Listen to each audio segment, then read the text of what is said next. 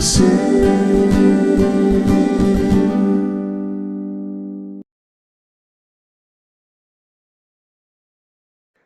Puji Tuhan, karena kebaikan dan anugerahnya yang tidak pernah habisnya dalam hidup kita di dalam Kristus Yesus Tuhan kita.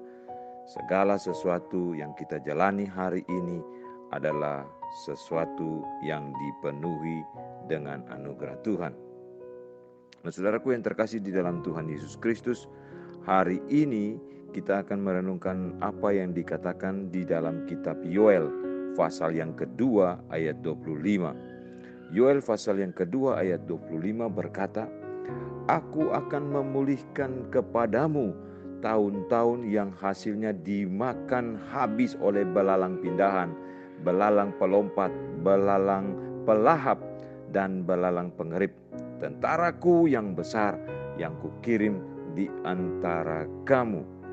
Saudaraku, berapa banyak tahun-tahun yang saudara dan saya yang hasilnya hilang dimakan oleh belalang?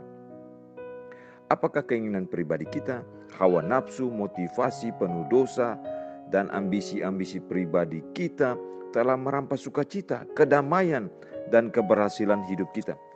Mungkin saudara dan saya, kita merasa putus asa memikirkan waktu-waktu yang terbuang dan tidak dapat terulang lagi.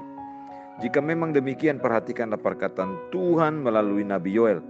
Allah memberitahu umat Israel bahwa sekalipun mereka pernah tidak mentaati Tuhan dan mengalami pendisiplinan Tuhan melalui wabah belalang, tetapi masih ada pengharapan bagi mereka. Tuhan berkata bahwa Dia pengasih dan penyayang, panjang sabar dan berlimpah kasih setia. Saudara bisa baca dalam Yoel pasal yang kedua ayat 13. Dan Tuhan berjanji, "Aku akan memulihkan kepadamu tahun-tahun yang hasilnya dimakan habis oleh belalang." Apabila kita mengaku dosa kepada Tuhan, maka Dia akan segera mengampuni masa lalu dan mengasihi hari depan kita dengan pengharapan. Dia dapat memunculkan kebaikan dari tahun-tahun kita yang terbuang. Dia melakukannya dengan cara mengajari kita kerendahan hati melalui kegagalan dan kesulitan yang kita alami, dan menolong kita memahami kelemahan yang sering kita perbuat terhadap orang lain. Saudaraku yang terkasih di dalam Tuhan, meskipun tahun-tahun kita yang lalu telah dirusak oleh dosa, Allah sangat rindu untuk memulihkan kita dan memberi hasil terhadap pekerjaan kita. Apa yang telah kita pelajari di masa lalu menghasilkan pelayanan yang produktif dan pujian yang sepenuh hati bagi Tuhan.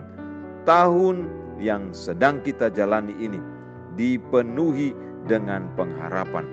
Saudaraku yang terkasih dalam Tuhan, betapapun gelap masa lalu saudara dan saya, ingat saudaraku, jika kita ada bersama-sama dengan Kristus, hari depan kita akan cerah. Kenapa demikian? Karena ketika kita datang kepada Tuhan, mengaku semua dosa dan kesalahan kita, kita bertobat, percaya bahwa Kristuslah Tuhan dan Juru Selamat kita yang hidup, maka kita memiliki keselamatan, kita memiliki pengharapan, kita memiliki masa depan yang cerah, masa depan yang cerlang cemerlang, karena kita memiliki iman dan pengharapan di dalam Kristus. Saudaraku, jangan tunda waktu, jangan tunda-tunda waktu hidup kita untuk sungguh-sungguh kembali datang kepada Kristus. Jangan buang-buang waktu kita. Jangan membiarkan waktu-waktu kita yang telah berlalu membuat kita terperosok semakin dalam. Angkatlah kepalamu, bukalah hatimu, tengadahkanlah tanganmu, dan sambutlah panggilan keselamatan di dalam Kristus. Jangan tunda-tunda hari ini saudaraku. Dan jika saudara melakukannya, maka saudara dan saya yang melakukan kebenaran di dalam Tuhan, percaya Kristus sebagai Tuhan dan Juru Selamat, mengaku dosa kita, maka Tuhan akan memulihkan hidup kita. Tuhan akan memulihkan hidup kita.